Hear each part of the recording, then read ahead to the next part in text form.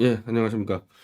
예, 요즘 매블쇼 녹화 시간이, 화요일 12시에서 4시로 옮기면서, 매블쇼를 하자마자 지금 바로 지금, 나온 거예요. 그래서, 매블쇼 때 그 방송을 한 내용하고 지금 뭐 좀 뒤섞이게 되는데, 뭐 어쩔 수 없죠. 1시간 동안 거기서 매블쇼에서 이제 방송했기 때문에, 뭐 그 내용하고 큰 차이가 없을 것 같아요.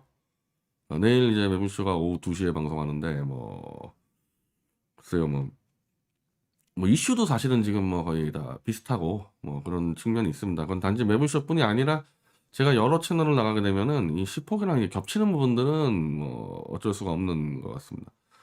특히 내일 같은 경우는 제가 방송을 여러 개를 하거든요. 목요일 같은 경우는 한 5개 이상 하기 때문에 어떻게 좀 조정을 좀 해보려고 그러는데 시간 같은 경우를 좀 어떻게 좀 해보겠습니다.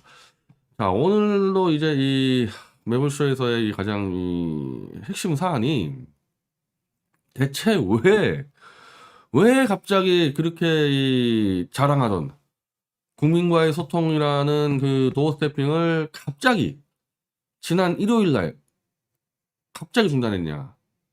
MBC 때문이냐? 난 도저히 그게 MBC 때문이라는 거를 내가 받아들일 수가 없는 게 MBC 기자가 잘못한 게 하나도 없어요. 잘못한 게 하나도 없습니다. 자, 이렇게 공식 기자회견도 아니잖아요. 예를 들면 예전에 청와대 같은 경우 춘추관에서 공식 기자회견을 한다. 그런 경우라면은 모르겠어. 근데 도어 스태핑이라는 거는 한마디로 시장바닥 가다가 그냥 브리핑 해버리는 거거든. 그게 도어 스태핑이에요. 그런 데서 기자들이 손도 들고 막, 질문도 하고, 흔히들 이제 이 도어 스태핑하고 이제 비교할 수 있는 것은 국회 같은 데서 이 유력 정치인이 걸어오면은 복도에서 막 이렇게 마이크 대고 막 물어보는 경우 많잖아요. 그럼 그때 막 기자들끼리 뒤엉켜가지고 더 크게 소리 지르기도 하고, 그런 게 도어 스태핑이거든, 원래. 근데 도어 스태핑에서 시끄러웠다고 그걸 안 한다? 도어 스태핑 자체가 시끄럽게 하는 건데, 그러면 도어 스태핑을 하지 말고 공식 기자회견 했으면 되는 거지. 또 그렇다고 그러면은, 그 MBC가 난동을 부렸냐. 내가 매부쇼에서도 얘기했지만, 윤석열이 짓거리고 싶은 거 마음껏 짓거린 다음에, 정말 개소리 막 짓거린 다음에, 윤석열이가 다 마친 다음에 항의성 질문을 하려고 부른 거 아닙니까? 진짜 열받았으면은 윤석열 말하는 데가 들어가서 질릴 수도 있었지. 원래 도어스태핑 그런 거니까. 그래도 어쨌든 어? 일국의 대통령에 대한 예를 갖춰서 저자가 떠드는 거 탁 들어준 다음에 어떻게 MBC에 대해서 이렇게 얘기할 수 있냐. 그 항의한 거 아닙니까? 근데 그냥 갔잖아. 응? 그냥 지나갔잖아. 그러니까 비서관하고 한 거 아니야. 비서관한테. 근데 이런 게 실제로 취재 현장에서 사실은 굉장히 많이 벌어져요. 대통령뿐 아니라 기업체들이라든지 아니면 장관 부처에 들어갔을 때 아이씨 질문하고 싶은데 질문할 기회 안 줘. 그러면 장관이 빠졌어. 그러면 누구하고 싸웁니까? 그 부처 대변인하고 싸우는 거야. 왜 내 질문 안 받았냐? 매일같이 벌어져요. 매일같이 전국의 취재 현장에서. 근데 왜 이것만 문제 삼어?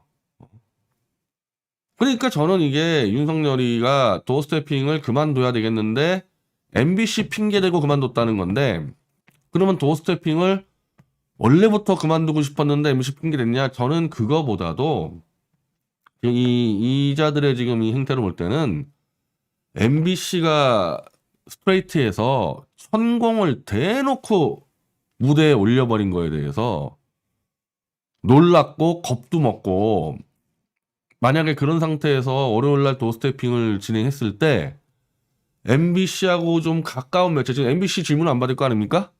MBC하고 좀 가까운 매체, 예를 들면 뭐 경향이라든지 뭐 한겨레라든지 오마이라든지 이런 데에서 어제 MBC 천공 봤습니까? 천공돼서 한 말씀 해주시오. 이 질문이 나올까봐 무서워서 도망갔다고 저는 보고 있어요. 이 작자들이 천공, 특히 천공과 김건희만 엮였다면은 발작 증세를 보여왔거든요. 윤석열 대해서는 아무리 까도 해명도 안 하고 그냥 가.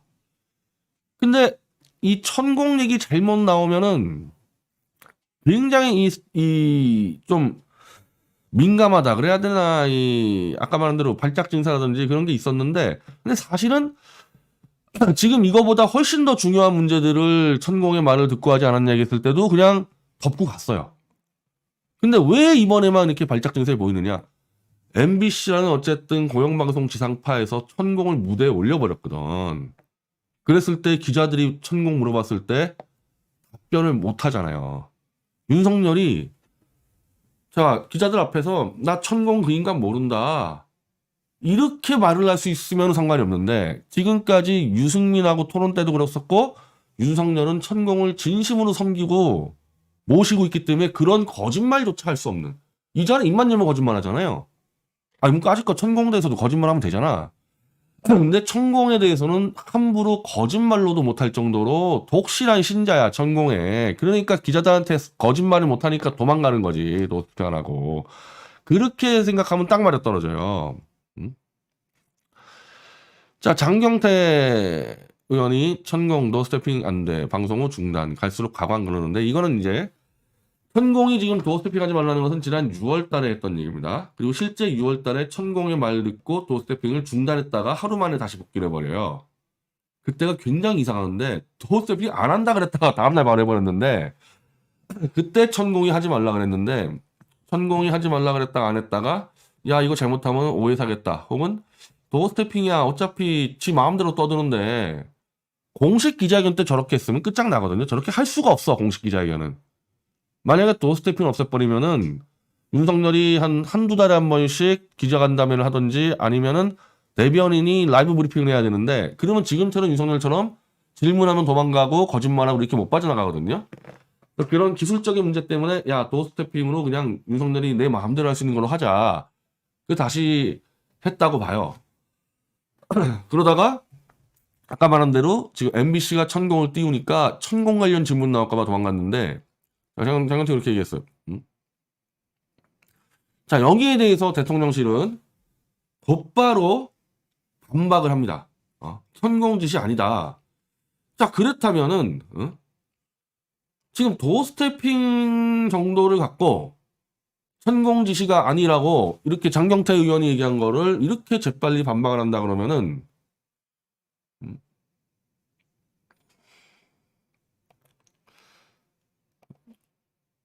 이거 내가 몇 번 강조한 거잖아요.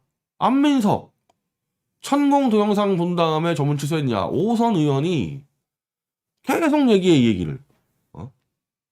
그리고 영국 여왕 조문 취소한 거랑 그 도어스태핑 정도 그거 끝난 거랑 그게 비교될 사안입니까? 아니 도어스태핑이야 윤석열이 지가 하기 싫으면 안 하면 되는 거지.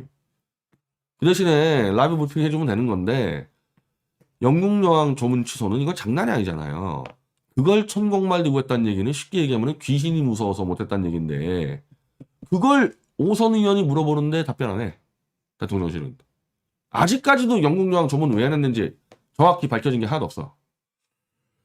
이런 거는 넘어가면서 왜 갑자기 도어스태핑하고 천공 엮으니까 왜 발작 증세 일으켰냐. 어제 일요일 날 MBC가 터뜨린 것 때문에 그래요.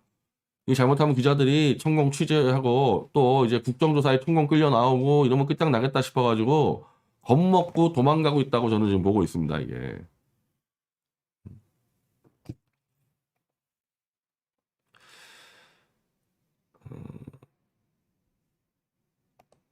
내가 이거 최근에 지금 올린 게 있을 텐데, 브레이크 뉴스 거.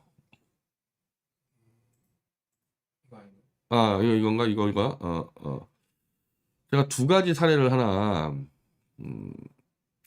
자, 이건 제가 직접 경험한 사례예요. 그러니까 취재 현장에서 어떤 일이 벌어지는지를 제가 이 사례를 들어 설명을 할게요.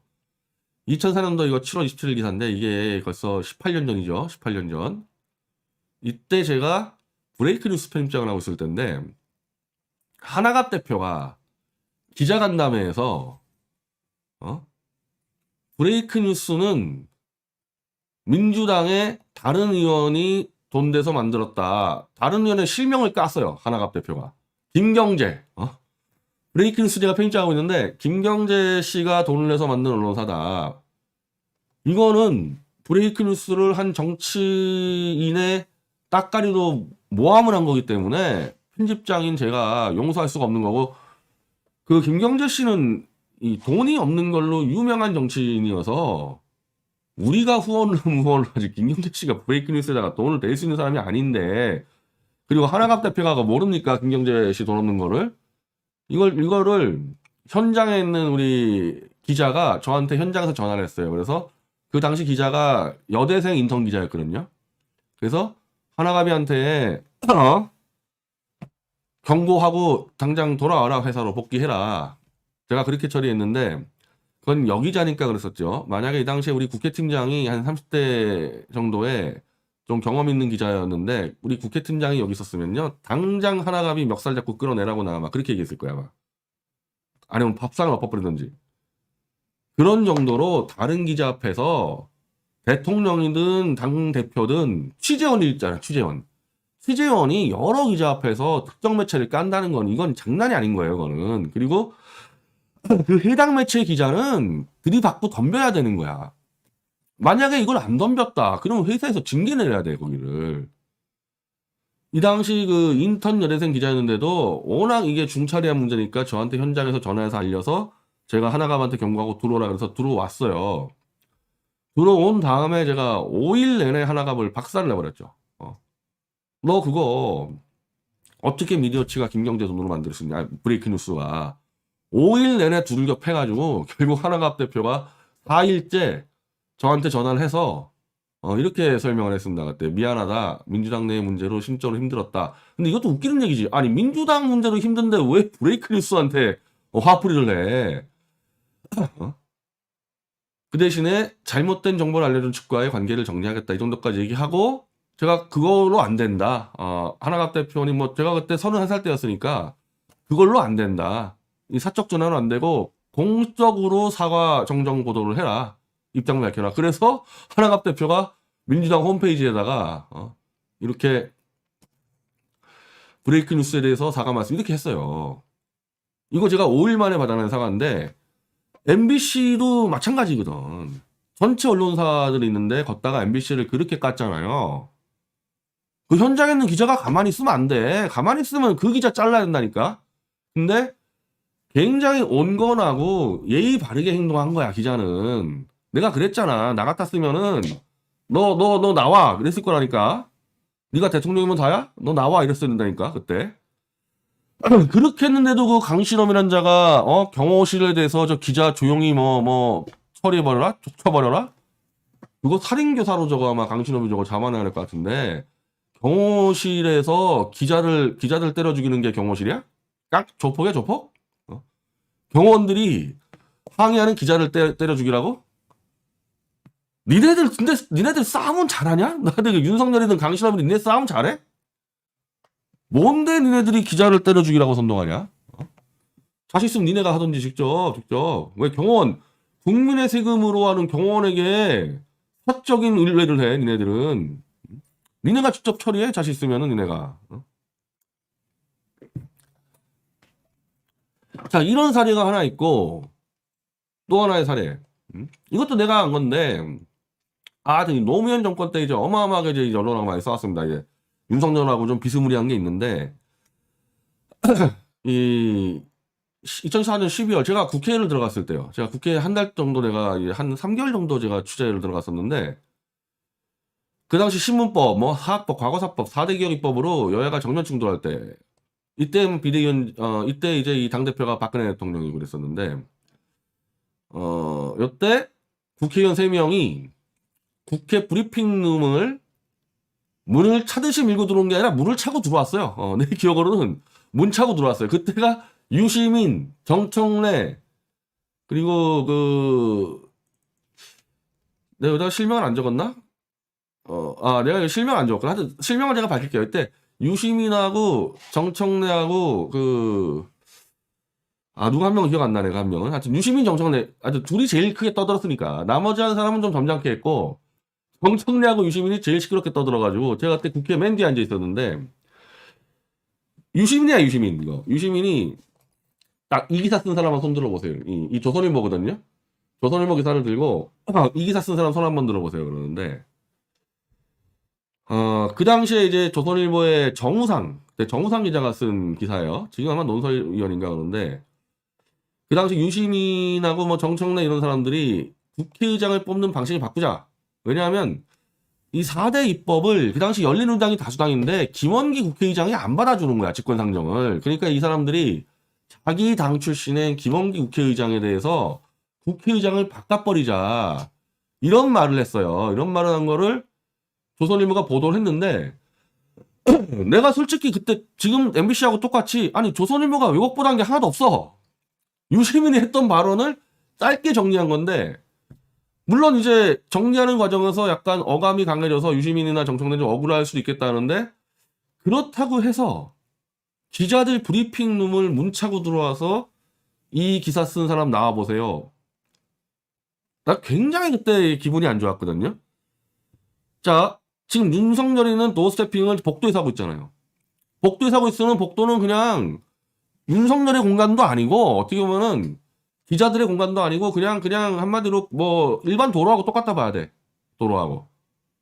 윤석열이 자기 공간이라 그러려면은 자기 춘추관 기자회견실에서 했으면은 그건 자기 공간이야. 그러면은 기자들의 복장이라는 것들도 좀 관수할 수가 있어. 그러니까 지금 슬리퍼 가지고 문제 삼고 있는데 이 기자들이 국회든 청와대든 대통령실이든 어디 기업체든 이렇게 출입을 들어가면요. 거기 하루 종일 붙어 있거든요. 다 슬리퍼 신고 있어. 슬리퍼 신고 있다가 만약에 이제 기자회견실로 와라 그러면은 구두로 갈아 신고 가요. 근데 그게 아니고 복도에서 갑자기 막 터졌어. 백브리핑이. 그러면 슬리퍼로 가는 거야.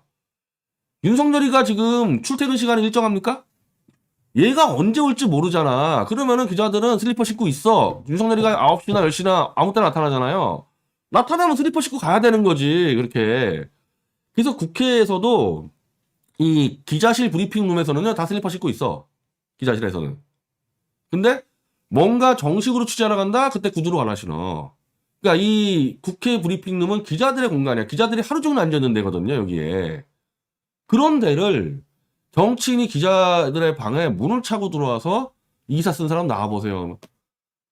그러니까 이제 웅성웅성 하면서 조선일보 기자들이 왕창 모이더만. 모여가지고 약간의 이제 이 불만을 조선일보 기자들이 너무하지 않냐 불만을 했더니 이 뒤쪽에 유시민 정청래 쪽의 보좌관들하고 뒤엉켜가지고 몸싸움이 벌어진 거야. 한 열댓 명에서. 그때 막 싸고 했는데 제가 그때 이 맨 뒤에 앉아가지고 기사를 쓰고 있다가 제가 이 칼럼이 이건데 이 당시는 야 이거는 정파 문제가 아니라 어떻게 이 국회의원들이 기자실에 문 차고 들어와서 이 기사 쓴 놈 나오라 그것도 왜곡 보도가 아니었어요.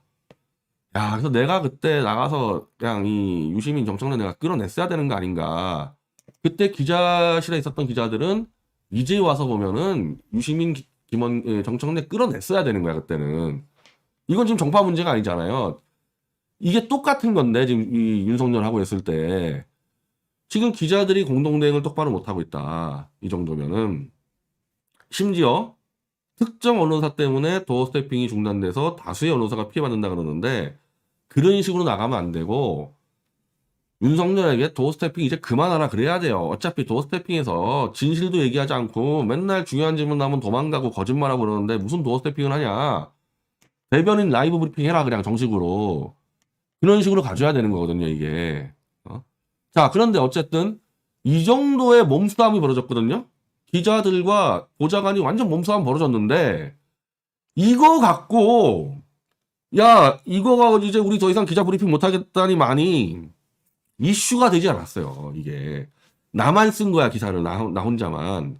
이거 기사 쓴 사람 아무도 없어요. 그 정도로 이 브리핑 현장에서는 기자들과 이쪽에 충돌이 늘 벌어져.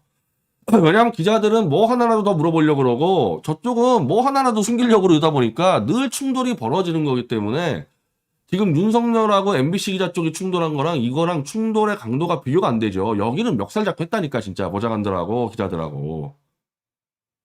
그럼에도 불구하고 그냥 넘어가는 거야. 이거는 취재 현장에서 이러니까. 그러니까 MBC에서 MBC 기자는 여기에 비하면 훨씬 더 정중하고 예의 바르게 항의한 겁니다. 이거 제가 그래서 이거 하나 보여드린 거예요.